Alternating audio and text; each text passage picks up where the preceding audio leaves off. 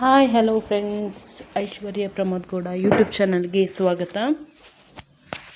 ಬೆಳಗ್ಗೆ ಖಾಲಿ ಹೊಟ್ಟೆಗೆ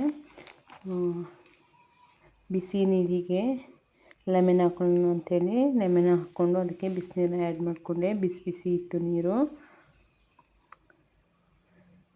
ಖಾಲಿ ಹೊಟ್ಟೆಗೆ ಲೆಮನ್ ವಾಟರ್ನ ಕುಡಿದ್ರೆ ತುಂಬಾ ಒಳ್ಳೆಯದು.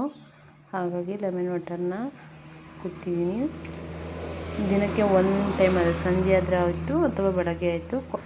ಬಾಡಿಲಿರುವಂತಹ ಕೊಲೆಸ್ಟ್ರಾಲ್ ಕಮ್ಮಿ ಆಗುತ್ತೆ ಅನ್ನೋ ಕಾರಣಕ್ಕೆ ಬಿಸಿ ನೀರು, ಬಿಸಿ ಬಿಸಿ ಇತ್ತು ನೀರು. ಹಾಗಾಗಿ ನೋಡಿ ಹೇಗೆ ಕುಡಿತಾ ಇದ್ದೀನಿ.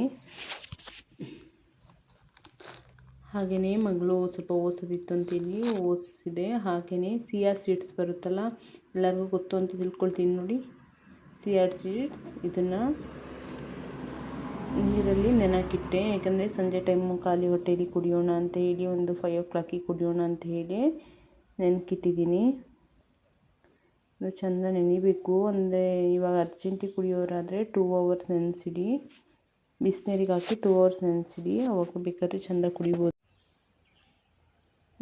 ಜಾಸ್ತಿ ನೆನಕಬೇಡಿ, ಯಾಕಂದರೆ ಅದು ಒಂದು ಸ್ಪೂನು ಹಾಕಿದ್ರೇ ಸಾಕು. ಇವಾಗ ಒಂದು ಲೋಟಕ್ಕೆ ಅದೊಂದು ಸ್ಪೂನೇ ಜಾಸ್ತಿ ಆಗ್ತದೆ. ಅದರ ಒಂದು ಮಿನಿಮಮ್ 1 ಸ್ಪೂನ್ನ ನೆನಕ್ಕಿ. ಹಾಗೆ ಬೆಳಗ್ಗೆ ತಿಂಡಿಗೆ ನಾನು ಸ್ವಲ್ಪ ವೆಜಿಟೇಬಲ್ ಎಲ್ಲ ಇತ್ತು, ಪಲಾವ್ ಮಾಡ್ಕೊಳ್ಳೋಣ ಅಂತೇಳಿ ಪಲಾವ್ ಮಾಡ್ಕೊಳ್ಳೋಕ್ಕೆಲ್ಲನೂ ತರಕಾರಿ ಹಾಗೆ ಒಗ್ಗರಣೆ ಹಾಕ್ಕೊಂಡೆಲ್ಲನೂ ರೆಡಿ ಮಾಡ್ಕೊಳ್ತಾ ಇದ್ದೆ. ಹಾಗೆ ಲೇಟು ಆಗಿತ್ತು, ಇನ್ನು ಮಗಳಿಗೆ ಕ್ಲಾಸಿಗೆ ರೆಡಿ ಆಗಬೇಕಾಗಿತ್ತು. ಹಾಗೆಯೇ ತರಕಾರಿನೆಲ್ಲ ಫುಲ್ಲು ರೋಸ್ಟ್ ಮಾಡಿದ ನಂತರ ಅದಕ್ಕೆ ಸ್ವಲ್ಪ ಅಕ್ಕಿ ಹಾಕಿ, ಸ್ವಲ್ಪ ಅಚ್ಚ ಪುಡಿ, ಹಾಗೆಯೇ ಗರಂ ಮಸಾಲೆ, ಮೆಣಸು ಪುಡಿ, ಹಾಗೆ ರುಚಿಗೆ ತಕ್ಕಷ್ಟು ಉಪ್ಪನ್ನು ಹಾಕ್ಕೊಂಡೆ. ಕೊತ್ತಂಬರಿ ಸೊಪ್ಪು ಲಾಸ್ಟಿಗೆ ಆ್ಯಡ್ ಮಾಡ್ಕೊಂಡಿದ್ದೀನಿ.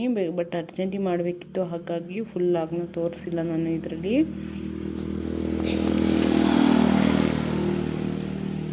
ಹಾಗೆಯೇ ಒಂದು 3 ವಿಷಲ್ ಕೂಗಲಿ ಅಂತೇಳಿ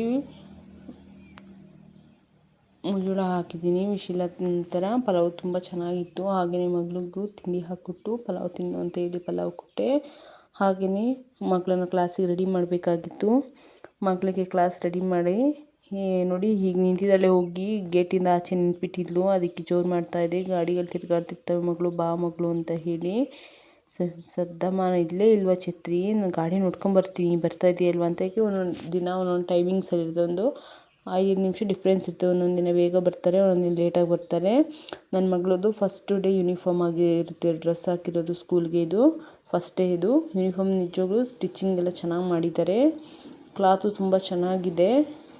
ನನ್ನ ಮಗಳಿಗೆ ಆ ಕಲರ್ ಸೂಟಾಗಿ ಚೆನ್ನಾಗಿ ಕಾಣ್ತಾ ಇತ್ತು. ಚೆನ್ನಾಗಿ ಕಾಣ್ತಾ ಇದೆ ಅನ್ನೋದಾದರೆ ದಯವಿಟ್ಟು ಎಲ್ಲರೂ ಶೇರ್ ಮಾಡಿ, ಲೈಕ್ ಮಾಡಿ, ಹಾಗೆ ನನ್ನ ಯೂಟ್ಯೂಬ್ ಚಾನಲ್ನ ಸಬ್ಸ್ಕ್ರೈಬ್ ಮಾಡ್ಕೊಳ್ಳಿ ಅಂತ ಕೇಳ್ಕೊಳ್ತೀನಿ.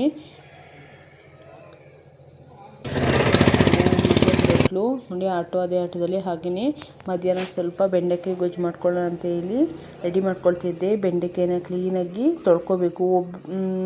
ಒಬ್ರೊಬ್ರು ಹೇಳ್ತಾ ಇರ್ತಾರೆ ಬೆಂಡೆಕಾಯಿನ ತೊಳೆಯೋದು ಬೇಡ, ಹಾಗೆಯೇ ಕಾಟನ್ ಬಟ್ಟೆ ಒರೆಸ್ಕೊಳ್ಳೋಣ ಅಂತ. ಏನಾದರೂ ಧೂಳು ಮತ್ತು ಇವಾಗ ಮಳೆ ಟೈಮಲ್ಲಿ ಸ್ವಲ್ಪ ಗೊಚ್ಚೆ ಎಲ್ಲ ಹಾರಿರ್ತದೆ. ಹಾಗಾಗಿ ಕ್ಲೀನಾಗಿ ಬೆಂಡೆಕಾಯಿನ ಫುಲ್ ವಾಶ್ ಮಾಡಿಕೊಂಡೆ.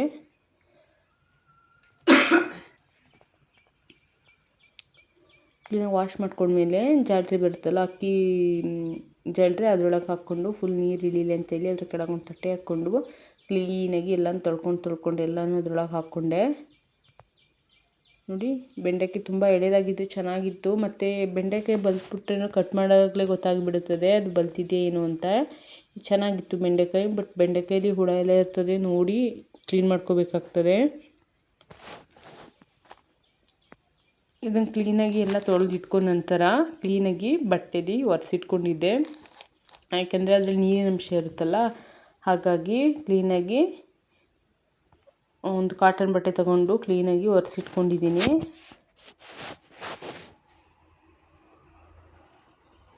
ಒರೆಸ್ಕೊಂಡ್ಮೇಲೆ ಕ್ಲೀನಾಗಿ ಸಣ್ಣದಾಗಿ ಕಟ್ ಮಾಡ್ಕೊಳ್ಳೋಣ ಅಂತೇಳಿ ರೆಡಿ ಮಾಡ್ಕೊಳ್ತಾ ಇದ್ದೆ. ನೋಡಿ ಈ ಥರ ನೀರು ಇಳಿತಾ ಇದೆ. ಅದು ನೀರೆಲ್ಲ ಇಳಿದ್ಮೇಲೆ ಕ್ಲೀನಾಗಿ ಒರೆಸ್ಕೊಬಿಟ್ಟು ಕ್ಲೀನಾಗಿ ಕಟ್ ಮಾಡ್ಕೊಂಡಿದ್ದೀನಿ, ಸಣ್ಣದಾಗಿ ಕಟ್ ಮಾಡ್ಕೊಂಡಿದ್ದೀನಿ. ಬೆಂಡೆಕಾಯಿ ದೇಹಕ್ಕೆ ತುಂಬ ಒಳ್ಳೆಯದು. ತುಂಬ ಜನ ಬೆಂಡೆಕಾಯಿನ ತಿನ್ನೋದಿಲ್ಲ. ನಿಜವಾಗ್ಲೂ ಲೋಳಿ ಲೋಳಿಯಾಗಿರ್ತದೆ ಅಂತೆಲ್ಲ ಹೇಳ್ತಾರೆ. ಬಟ್ ಕ್ಲೀನಾಗಿ ಬೆಂಡೆಕಾಯಿನ ಪಲ್ಯ ಮಾಡಿದರೆ ಯಾವುದೇ ಅಂತಹ ಲೋಳಿ ಆಗಲಿ ಏನೂ ಬರೋದಿಲ್ಲ. ತುಂಬಾ ಚೆನ್ನಾಗಿರ್ತದೆ. ರೈಸಿಗಾದ್ರು ತಿನ್ಬೋದು, ಚಪಾತಿ, ರೊಟ್ಟಿ ಎಲ್ಲದಕ್ಕೂ ಕಾಂಬಿನೇಷನ್ ಆಗಿರ್ತದೆ ಅದು. ಬಿಸಿ ಅನ್ನಕ್ಕೆ ಬೆಂಡೆಕಾಯಿ ಗೊಜ್ಜನ್ನ ಮಾಡ್ಕೊತೀನಿ, ತುಂಬಾ ಚೆನ್ನಾಗಿರ್ತದೆ. ಬೆಂಡೆಕಾಯಿನ ಕಟ್ ಮಾಡ್ಕೊಂಡ ನಂತರ ನೋಡಿ ಈ ಥರ ಎಲ್ಲ ಫುಲ್ಲು ಕಟ್ ಮಾಡಿ ಇಟ್ಕೊಂಡಿದ್ದೆ ನೋಡಿ. ಈ ಥರ ಫುಲ್ಲು ಕಟ್ ಮಾಡಿಕೊಂಡು ಕ್ಲೀನಾಗಿ ಕಟ್ ಮಾಡ್ಕೊಂಡಿದ್ದೀನಿ ನೋಡಿ. ಕ್ಲೀನಾಗಿ ಕಟ್ ಮಾಡಿಕೊಂಡು ಒಂದು ಬಾಣಲಿನ ಕಾಯಕ್ಕೆ ಇಟ್ಬಿಟ್ಟು ಅದರೊಳಗೆ ನಾನು ನೋಡಿ ಇದೆಲ್ಲ ಏನೇನು ಬೇಕು ಅಂತ ಪದಾರ್ಥಗಳನ್ನೆಲ್ಲ ಕಟ್ ಮಾಡಿ ರೆಡಿ ಮಾಡಿ ಇಟ್ಕೊಂಡಿದ್ದೆ. ಹಾಗೆ ನಾನು ಏನೇನು ಬೇಕು ಅಂತ ಹೇಳಿದ್ದೆ ಅಂದರೆ ಒಂದು ಬಾಣಲಿನ ಕಾಯಕ್ಕೆ ಇಟ್ಬಿಟ್ಟು ಬಾಣಲಿ ಒಳಗೆ ಕ್ಲೀನಾಗಿ ಸ್ಲೋ ಫ್ಲೇಮಲ್ಲಿ ಬೆಂಡೆಕಾಯಿನ ಹುರ್ಕೋಬೇಕು. ಕ್ಲೀನಾಗಿ ಹುರ್ಕೋಬೇಕು. ಅದ್ರ ಲೋಳಿ ಅಂಶ ಇರುತ್ತೆ ನೋಡಿ. ಸ್ಟಾರ್ಟಿಂಗಲ್ಲಿ ಸ್ವಲ್ಪ ಲೋಳಿ ಬಿಡುತ್ತೆ, ಹಾಗಂತೇಳಿ ಸ್ಟಾರ್ಟಿಂಗ್ಗೆ ಆಫ್ ಮಾಡಬೇಡಿ. ಕ್ಲೀನಾಗಿ ನೋಡಿ, ಇವಾಗ ನೋಡಿ ಫಸ್ಟು ಹುರಿದು ಟೈಮಲ್ಲಿ ಒಂಥರ ಲೋಳಿ ಎಲೆ ಥರ ಲೋಳಿ ಬರ್ತಾಯಿದೆ ನೋಡಿ, ಅಬ್ಸರ್ವ್ ಮಾಡಿ. ಈ ಥರ ಬರ್ತದೆ. ಬಟ್ ಇದಕ್ಕೇ ಆಫ್ ಮಾಡಬೇಡಿ ನೀವು. ಕ್ಲೀನಾಗಿ ಸ್ವಲ್ಪ ಇನ್ನೂ ರೋಸ್ಟ್ ಆಗಬೇಕು. ಲೋಳಿ ಟೈಪ್ ಬರೋದು ನೋಡಿ ಇದರಲ್ಲಿ. ಲೋಳಿ ಎಲ್ಲ ಸ್ವಲ್ಪ ಕಮ್ಮಿ ಆಗಿದೆ. ಇದೇ ಥರ ಫುಲ್ಲು ರೋಸ್ಟ್ ಮಾಡಿಟ್ಕೊಂಡು ಸೈಡಿಗೆ ಎತ್ತಿಟ್ಕೊಂಡಿದ್ದೀನಿ. ಎತ್ತಿಟ್ಟ ನಂತರ ಅದೇ ಬಾಣಲಿಗೆ ನಾನು ಆಯಿಲ್ನ ಹಾಕ್ಕೊಂಡಿದ್ದೀನಿ ನೋಡಿ. ಅದೇ ಬಾಣಲಿಗೆ ಹಾಕ್ಕೊಳ್ಳಿ, ಏನೂ ತೊಂದರೆ ಇಲ್ಲ. ಬಟ್ ಅದರಲ್ಲಿ ರೋಸ್ಟ್ ಮಾಡ್ಕೊಂಡಿರ್ತೀವಲ್ಲ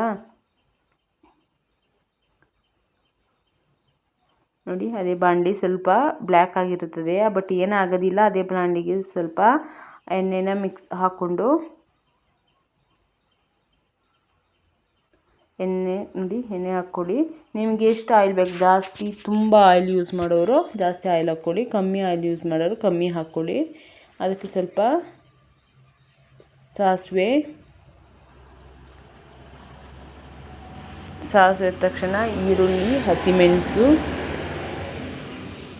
ಕ್ಲೀನಾಗಿ ರೋಸ್ಟ್ ಮಾಡ್ಕೊಳ್ಳಿ.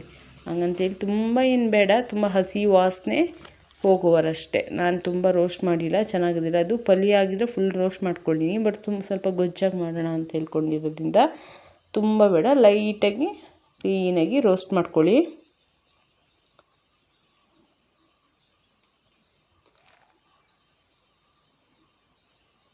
ಲೈಟಾಗಿ ಉಪ್ಪು ಹಾಕ್ಕೊಂಡಿದ್ದೀನಿ ಅದಕ್ಕೇ, ಯಾಕೆಂದರೆ ಈರುಳ್ಳಿಗೂ ಸ್ವಲ್ಪ ಉಪ್ಪು ಹಿಡೀಲಿ ಅಂತೇಳಿ ಉಪ್ಪು ಹಾಕ್ಕೊಂಡಿದ್ದೀನಿ ನೋಡಿ.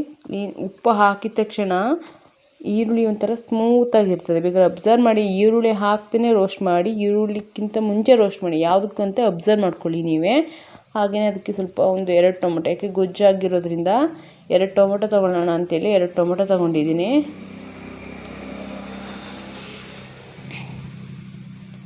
ಕ್ಲೀನಾಗಿ ಸ್ಮ್ಯಾಶ್ ಆಗಬೇಕು ಟೊಮೊಟೊ ಎಲ್ಲ ನೋಡಿ, ಈ ಥರ ಆಗಿರಬೇಕು. ಅದಕ್ಕೆ ಸ್ವಲ್ಪ ಅರಿಶಿನ ಪುಡಿ ಹಾಕಿದ್ದೀನಿ.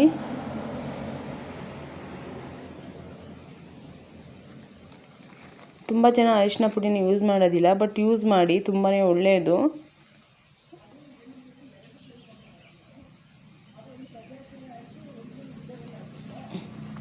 ನೋಡಿ ಕ್ಲೀನಾಗಿ ರೋಸ್ಟ್ ಮಾಡ್ಕೊಂಡಿದ್ದೀನಿ.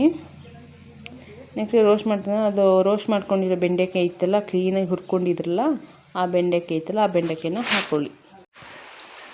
ಬೆಂಡೆಕಾಯಿನ ಹಾಕ್ಕೊಂಡ ನಂತರ ಕ್ಲೀನಾಗಿ ಆ ಎಣ್ಣೆ ಅಂಶದಲ್ಲಿ ಈರುಳ್ಳಿ, ಟೊಮೆಟೊ, ಹಸಿಮೆಣಸಿನ್ಕಾಯಿ ಅದರಲ್ಲೇ ಫುಲ್ಲು ಸ್ವಲ್ಪ ರೋಸ್ಟ್ ಮಾಡ್ಕೊಳ್ಳಿ ಕ್ಲೀನಾಗಿ. ಹಾಗೆಯೇ ಸ್ವಲ್ಪ ರೋಸ್ಟ್ ಮಾಡ್ಕೊಳ್ಳಿ, ಏಕೆಂದರೆ ಫಸ್ಟೇ ಸ್ವಲ್ಪ ರೋಸ್ಟ್ ಮಾಡಿರ್ತೀವಿ. ಅಂದ್ರೂ ಈ ಎಣ್ಣೆ ಅಂಶ ಎಲ್ಲ ಸ್ವಲ್ಪ ಬೆಂಡೆಕಾಯಿಗೆ ಹಿಡೀಲಿ. ಕ್ಲೀನಾಗಿ ರೋಸ್ಟ್ ಮಾಡ್ಕೊಳ್ಳಿ.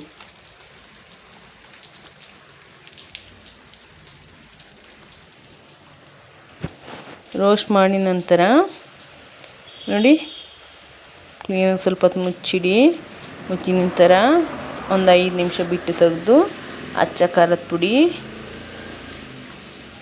ಧನಿಯಾ ಪುಡಿ,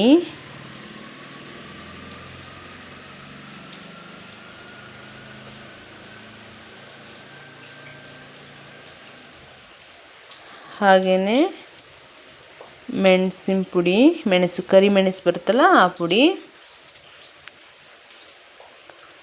ಹಾಗೆಯೇ ಗರಂ ಮಸಾಲೆ ಹಾಕ್ಕೊಂಡು ಕ್ಲೀನಾಗಿ ಹುರ್ಕೊಳ್ಳಿ. ಕ್ಲೀನಾಗಿ ಹುರ್ಕೊಂಡ ನಂತರ ನಾನು ಒಂದು ನಿಂಬೆಹಣ್ಣು ಗಾತ್ರದ ಹುಣಸೆಹಣ್ಣನ್ನು ನೆನೆಸಿಟ್ಟಿದ್ದೆ. ಆ ಹುಣಸೆಹಣ್ಣು ರಸನ ಅದರೊಳಗೆ ಹುಯ್ಯಿರಿ. ಬೆಂಡೆಕಾಯಿನ ಕ್ಲೀನಾಗಿ ರೋಸ್ಟ್ ಮಾಡ್ಕೊಂಡಾದಮೇಲೆ ಅದರೊಳಗೆ ಹುಯ್ಯಿರಿ. ಹುಳಿ ಅಂಶ, ಯಾಕೆಂದರೆ ಬೆಂಡೆಕಾಯಿ ಗೊಜ್ಜಿಗೆ ಮೇನ್ ಹುಳಿ, ಆ ಲೋಳಿ ಅನ್ನೋದು ಹೋಗಬೇಕು ಅಂದರೆ ಹುಣಸೆಹಣ್ಣು ಹಾಕಬೇಕು. ಹಾಕಿ ನಂತರ ಸ್ವಲ್ಪ ಉಪ್ಪು,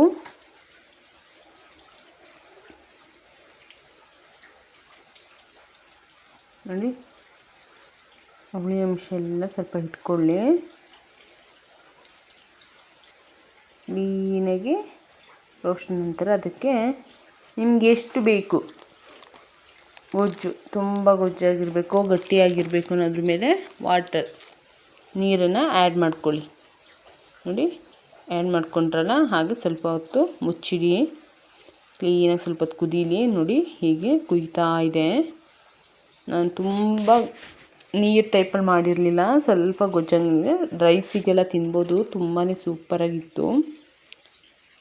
ನೋಡಿ ಈ ಥರ ನಾನು ಮಾಡ್ಕೊಂಡಿದ್ದೆ. ನಿಮಗೆ ಇನ್ನೂ ಬೇಕು ಅಂದರೆ ಸ್ವಲ್ಪ ನೀರನ್ನ ಆ್ಯಡ್ ಮಾಡ್ಕೋಬೋದು, ಬಟ್ ನಾನು ನೀರನ್ನ ಆ್ಯಡ್ ಮಾಡ್ಕೊಂಡಿಲ್ಲ. ಗಸಗಸಿಯಾಗಿತ್ತು, ನನಗೆ ಈ ಟೈಪೇ ಬೇಕಾಗಿತ್ತು. ಆದ್ದರಿಂದ ನಾನು ಚಪಾತಿಗೆ ಹಾಗೆ ರೈಸ್ಗೆ ತಿಂದ್ವಿ. ಇದಾದ ನಂತರ ನಾನು ಮೂಲಂಗಿ ಬರುತ್ತೆ, ಮೂಲಂಗಿ ಮತ್ತು ಅದು ಹೆಸರುಬೇಳೆನ ಸಾಂಬಾರು ಮಾಡ್ಕೊಳ್ಳೋಣ ಅಂತೇಳಿ ಎಲ್ಲ ರೆಡಿ ಮಾಡಿಕೊಂಡೆ. ರೆಡಿ ಮಾಡಿದ ನಂತರ ಎಲ್ಲ ಫುಲ್ ಒಗ್ಗರಣೆ ಹಾಕ್ಕೊಂಡು, ಟೊಮೆಟೊನ ಒಗ್ಗರಣೆ ಹಾಕಿ ಅದಕ್ಕೆ ಮೂಲಂಗಿ ಮತ್ತು ಹೆಸರುಬೇಳೆನ ಕ್ಲೀನಾಗಿ ಫುಲ್ಲು ಹುರ್ಕೊಂಡು ಮತ್ತು ಮಸಾಲೆಗೆಲ್ಲ ರೆಡಿ ಮಾಡಿಕೊಂಡೆ. ಮಸಾಲೆನ ರುಬ್ಕೊಂಡು ಬಂದ ನಂತರ ಈ ಥರ ಬಂದಿತ್ತು. ಮಸಾಲೆ ರುಬ್ಬಿ ಆದ ನಂತರ ಆ ಮಸಾಲೆನ ಮೂಲಂಗಿನ ಹುರ್ಕೊಂಡಿದ್ನಲ್ಲ ಅದಕ್ಕೆ ಹಾಕ್ಕೊಂಡಿದ್ದೀನಿ. ಮತ್ತು ನಿಮಗೆ ಎಷ್ಟು ನೀರು ಬೇಕೋ ಅಷ್ಟು ನೀರನ್ನು ಆ್ಯಡ್ ಮಾಡಿಕೊಂಡು 3 ವಿಷಲ್ನ ಕೂಗಿಸ್ಕೊಳ್ಳಿ. ಅಷ್ಟರೊಳಗೆ ಹೊರಗಡೆ ಬಂದ ತಕ್ಷಣ ಆನೆಗಳು ಹೋಗ್ತಾ ಇದ್ದ. ಯಾಕೆಂದರೆ ಇಲ್ಲಿ ಕಾಡಾನೆ ಇದ್ದ ಅಂತ ಹೇಳಿ ಕಾಡಾನೆಯನ್ನು ಹಿಡಿಯೋಕ್ಕೋಸ್ಕರ ದುಬಾರೆಯಿಂದ ಆನೆಯನ್ನು ತಗೊಂಡೋಗಿದ್ರಂತೆ, ಅಂದರೆ ಗಾಡೀಲಿ ಹಾಕ್ಕೊಂಡು ಹೋಗಿದ್ರಂತೆ. ಆದ್ದರಿಂದ ಆನೆಗಳನ್ನೆಲ್ಲ ನೋಡ್ತಾ ಜನಗಳು ತುಂಬ ಚೆನ್ನಾಗಿ ನಿಂತಿದ್ರು. ಅದು ದುಬಾರೆಗೆ ಹೋಗೋ ರೋಡು. ದುಬಾರೆಗೆ ಹೋಗುವಂಥ ರೋಡಲ್ಲಿ ಆನೆಗಳನ್ನ ಕರ್ಕೊಂಡು ಹೋಗೋಕ್ಕೆ ನಿಲ್ಲಿಸ್ಕೊಂಡಿದ್ರು. ಇನ್ನೊಂದು ಆನೆ ಬರಬೇಕಾಗಿತ್ತಂತೆ. ಹಾಗಾಗಿ ತುಂಬಾ 3 ಆನೆಗಳನ್ನ ನೋಡಿ ನನ್ನ ಮಗಳು ಅಮ್ಮ ಅಲ್ಲಿಗೆ ಹೋಗೋಣ ಅಂತ ಹೇಳಿ ಕೇಳ್ತಾ ಇದ್ದು. ಬಟ್ ಇಲ್ಲಿಂದನೇ ಜೂಮ್ ಮಾಡಿ ತೋರಿಸ್ತಾ ಇದ್ದೆ. ಬಟ್ ತುಂಬ ಜನ ಎಲ್ಲ ನೋಡ್ತಾ ನಿಂತಿದ್ರು. ನೋಡಿ ಹಸುಗಳು ಮೇಯ್ತಾ ಇದ್ದಾವೆ. ನನ್ನ ಮಗಳು ಸ್ನಾನ ಆಗಿ ರೆಡಿಯಾಗಿ ನಿಂತಿದ್ಲು. ಇವತ್ತಿನ ಲಾಗ್ ಇದಾಗಿತ್ತು. ದಯವಿಟ್ಟು ನನ್ನ ವಿಡಿಯೋನ ನೋಡಿದವರು ದಯವಿಟ್ಟು ಸಪೋರ್ಟ್ ಮಾಡಿ, ಆದಷ್ಟು ಜನ ಸಬ್ಸ್ಕ್ರೈಬ್ ಮಾಡ್ಕೊಳ್ಳಿ ಅಂತ ಕೇಳ್ಕೊಳ್ತೀನಿ. Thank you so much.